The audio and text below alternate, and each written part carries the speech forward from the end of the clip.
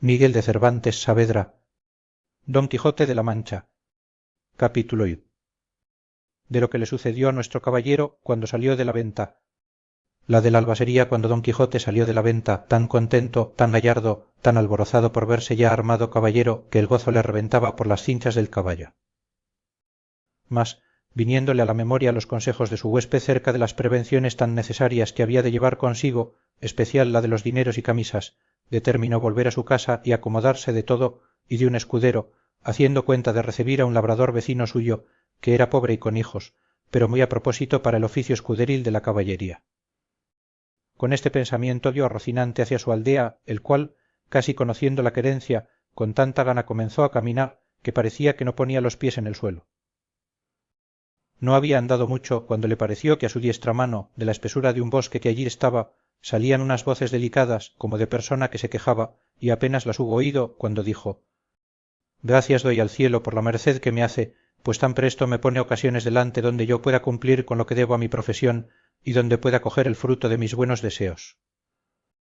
Estas voces, sin duda, son de algún menesteroso o menesterosa que ha menester mi favor y ayuda. Y volviendo las riendas, encaminó a Rocinante hacia donde le pareció que las voces salían. Y a pocos pasos que entró por el bosque, vio atada una yegua a una encina y atado en otra a un muchacho, desnudo de medio cuerpo arriba, hasta de edad de 15 años, que era el que las voces daba, y no sin causa, porque le estaba dando con una pretina muchos azotes un labrador de buen talle, y cada azote le acompañaba con una reprehensión y consejo. Porque decía: la lengua queda y los ojos listos. Y el muchacho respondía: no lo haré otra vez, señor mío, por la pasión de Dios, que no lo haré otra vez, y yo prometo de tener de aquí adelante más cuidado con el hato. Y viendo Don Quijote lo que pasaba con voz airada, dijo: descortés caballero, mal parece tomaros con quien defender no se puede, subid sobre vuestro caballo y tomad vuestra lanza, que también tenía una lanza arrimada a la encina donde estaba arrendada la yegua, que yo os haré conocer ser de cobardes lo que estáis haciendo. El labrador, que vio sobre sí aquella figura llena de armas blandiendo la lanza sobre su rostro, túvose por muerto, y con buenas palabras respondió: señor caballero, este muchacho que estoy castigando es un mi criado que me sirve de guardar una manada de ovejas que tengo en estos contornos, el cual es tan descuidado que cada día me falta una, y porque castigo su descuido o bellaquería dice que lo hago de miserable, por no pagalle la soldada que le debo, y en Dios y en mi ánima que miente. Miente delante de mí, ruin villano, dijo Don Quijote. Por el sol que nos alumbra, que estoy por pasaros de parte a parte con esta lanza.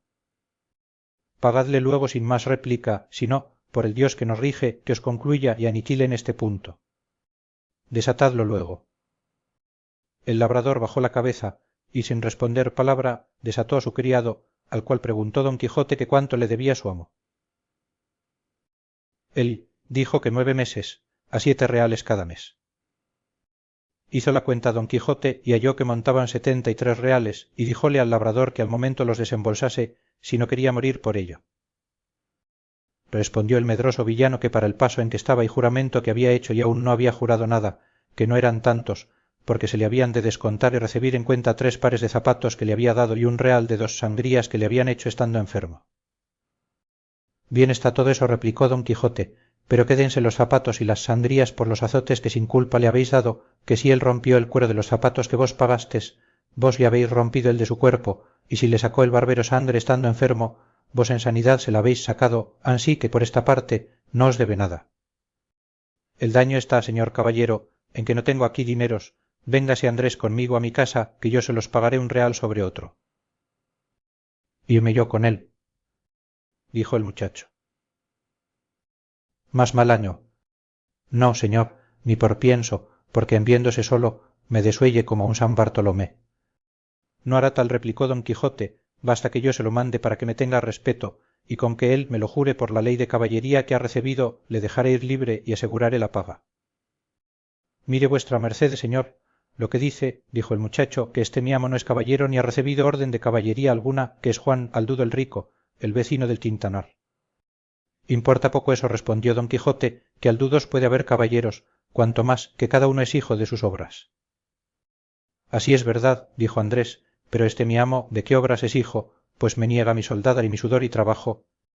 No niego, hermano Andrés, respondió el labrador, y hacedme placer de veniros conmigo, que yo juro por todas las órdenes que de caballerías hay en el mundo de pagaros, como tengo dicho, un real sobre otro, y aun sahumados. Del sahumerio os hago gracia, dijo don Quijote, dádselos en reales, que con eso me contento, y mirad que lo cumpláis como lo habéis jurado, si no, por el mismo juramento os juro de volver a buscaros y a castigaros, y que os tengo de hallar, aunque os escondáis más que una lagartija. Y si queréis saber quién os manda esto, para quedar con más veras obligado a cumplirlo, sabed que yo soy el valeroso don Quijote de la Mancha, el desfacedor de agravios y sin razones, y a Dios quedad, y no se os parta de las mientes lo prometido y jurado, so pena de la pena pronunciada. Y en diciendo esto picó a su rocinante, y en breve espacio se apartó dellos. Siguióle el labrador con los ojos, y cuando vio que había traspuesto del bosque y que ya no parecía, volvióse a su criado Andrés y díjole: venid acá, hijo mío, que os quiero pagar lo que os debo, como aquel deshacedor de agravios me dejó mandado. Eso juro yo, dijo Andrés, y cómo que andará vuestra merced acertado en cumplir el mandamiento de aquel buen caballero, que 1000 años viva, que según es de valeroso y de buen juez, vive Roque, que si no me paga, que vuelva y ejecute lo que dijo. También lo juro yo, dijo el labrador, pero, por lo mucho que os quiero acrecentar la deuda por acrecentar la paga. Y asiéndole del brazo, le tornó a atar a la encina, donde le dio tantos azotes que le dejó por muerto. Llamad, señor Andrés, ahora decía el labrador al desfacedor de agravios, veréis cómo no desface aquéste, aunque creo que no está acabado de hacer, porque me viene gana de desollaros vivo como vos temíades. Pero al fin le desató y le dio licencia que fuese a buscar su juez, para que ejecutase la pronunciada sentencia. Andrés se partió algo mohíno, jurando de ir a buscar al valeroso don Quijote de la Mancha y contalle punto por punto lo que había pasado y que se lo había de pagar con las setenas. Pero con todo esto, él se partió llorando y su amo se quedó riendo. Y desta manera deshizo el agravio el valeroso don Quijote, el cual, contentísimo de lo sucedido, pareciéndole que había dado felicísimo y alto principio a sus caballerías, con gran satisfacción de sí mismo iba caminando hacia su aldea, diciendo a media voz: bien te puedes llamar dichosa sobre cuantas hoy viven en la tierra, o sobre las bellas bella Dulcinea del Toboso, pues te cupo en suerte tener sujeto y rendido a toda tu voluntad de talante a un tan valiente y tan nombrado caballero como lo es y será don Quijote de la Mancha, el cual, como todo el mundo sabe, ayer recibió la orden de caballería y hoy ha desfecho el mayor tuerto y agravio que formó la sinrazón y cometió la crueldad, hoy quitó el látigo de la mano a aquel despiadado enemigo que tan sin ocasión vapulaba a aquel delicado infante. En esto llegó a un camino que en 4 se dividía, y luego se le vino a la imaginación las encrucejadas donde los caballeros andantes se ponían a pensar cuál camino de aquellos tomarían, y por imitarlos estuvo un rato quedo, y al cabo de haberlo muy bien pensado soltó la rienda a Rocinante, dejando a la voluntad del rocín la suya, el cual siguió su primer intento, que fue el irse camino de su caballeriza. Y habiendo andado como 2 millas, descubrió don Quijote un grande tropel de gente, que como después se supo, eran unos mercaderes toledanos que iban a comprar seda a Murcia. Eran 6, y venían con sus quitasoles, con otros 4 criados a caballo y 3 mozos de mulas a pie. Apenas los divisó don Quijote, cuando se imaginó ser cosa de nueva aventura, y por imitar en todo cuanto a él le parecía posible los pasos que había leído en sus libros, le pareció venir allí de molde uno que pensaba hacer. Y así, con gentil continente y denuedo, se afirmó bien en los estribos, apretó la lanza, llegó la adarga al pecho y puesto en la mitad del camino, estuvo esperando que aquellos caballeros andantes llegasen, que ya él por tales los tenía y juzgaba, y cuando llegaron a trecho que se pudieron ver y oír, levantó don Quijote la voz y con ademán arrogante dijo: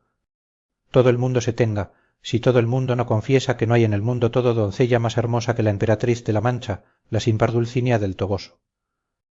Paráronse los mercaderes al son de estas razones, y a ver la extraña figura del que las decía, y por la figura y por las razones, luego echaron de ver la locura de su dueño, mas quisieron ver despacio en qué paraba aquella confesión que se les pedía, y uno dellos, que era un poco burlón y muy mucho discreto, le dijo: señor caballero, nosotros no conocemos quién sea esa buena señora que decís, mostrádnosla, que si ella fuere de tanta hermosura como significáis, de buena gana y sin apremio alguno confesaremos la verdad que por parte vuestra nos es pedida. Si os la mostrara, replicó don Quijote, ¿qué hiciérades vosotros en confesar una verdad tan notoria? La importancia está en que sin verla lo habéis de creer, confesar, afirmar, jurar y defender, donde no, conmigo sois en batalla gente descomunal y soberbia. Que ahora vengáis uno a uno, como pide la orden de caballería, ora todos juntos, como es costumbre y mala usanza de los de vuestra ralia, aquí os aguardo y espero confiado en la razón que de mi parte tengo. Señor caballero, replicó el mercader, suplico a vuestra merced en nombre de todos estos príncipes que aquí estamos que porque no encarguemos nuestras conciencias confesando una cosa por nosotros jamás vista ni oída, y más siendo tan en perjuicio de las emperatrices y reinas de la Alcarria y Extremadura, que vuestra merced sea servido de mostrarnos algún retrato de esa señora, aunque sea tamaño como un grano de trigo, que por el hilo se sacará el ovillo, y quedaremos con esto satisfechos y seguros, y vuestra merced quedará contento y pagado, y aun creo que estamos ya tan de su parte que, aunque su retrato nos muestre que es tuerta de un ojo y que del otro le mana bermellón y piedra azufre, con todo eso, por complacer a vuestra merced, diremos en su favor todo lo que quisiere. No le mana, canalla infame, respondió don Quijote, encendido en cólera, no le mana, digo, eso que decís, si non va y algalia entre algodones, y no es tuerta ni corcovada, sino más derecha que un huso de guadarrama. Pero vosotros pagaréis la grande blasfemia que habéis dicho contra tamaña beldad, como es la de mi señora. Y en diciendo esto, arremetió con la lanza baja contra el que lo había dicho, con tanta furia y enojo que, si la buena suerte no hiciera que en la mitad del camino tropezara y cayera Rocinante, lo pasara mal el atrevido mercader. Cayó Rocinante, y fue rodando su amo una buena pieza por el campo, y, queriéndose levantar, jamás pudo, tal embarazo le causaban la lanza, adarga, espuelas y celada, con el peso de las antiguas armas. Y entre tanto que pugnaba por levantarse y no podía, estaba diciendo: non fuyáis, gente cobarde, gente cautiva, atended, que no por culpa mía, sino de mi caballo, estoy aquí tendido. Un mozo de mulas de los que allí venían, que no debía de ser muy bien intencionado, oyendo decir al pobre caído tantas arrogancias, no lo pudo sufrir sin darle la respuesta en las costillas. Y, llegándose a él, tomó la lanza y después de haberla hecho pedazos, con uno de ellos comenzó a dar a nuestro don Quijote tantos palos que a despecho y pesar de sus armas, le molió como cibera. Dábanle voces sus amos que no le diese tanto y que le dejase, pero estaba ya el mozo picado y no quiso dejar el juego hasta envidar todo el resto de su cólera, y acudiendo por los demás trozos de la lanza, los acabó de deshacer sobre el miserable caído, que con toda aquella tempestad de palos que sobre él vía, no cerraba la boca, amenazando al cielo y a la tierra y a los malandrines que tal le parecían. Cansóse el mozo y los mercaderes siguieron su camino, llevando que contar en todo el del pobre apaleado. El cual, después que se vio solo, tornó a probar si podía levantarse, pero si no lo pudo hacer, cuando sano y bueno, cómo lo haría molido y casi deshecho, y aún se tenía por dichoso, pareciéndole que aquella era propia desgracia de caballeros andantes y toda la atribuía a la falta de su caballo y no era posible levantarse, según tenía brumado todo el cuerpo. Don Quijote libera al niño Andrés,